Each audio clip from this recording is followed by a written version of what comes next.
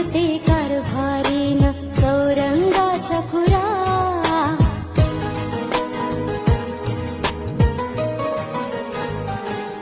नाव गणाचं गोंदायचं आणि सुखानं नांदायचं. गाव देवाच्या हुकुमानं नातं नव्यानं सांधायचं. भेट दिली ही गाव देवानं, भेट दिली ही गाव देवानं, तुला पौत बांधायचं. पौत बांधायचं गणाला, पौत बांधायचं. सुखानं नांदायचं गणाला, पौत बांधायचं. अशी रीत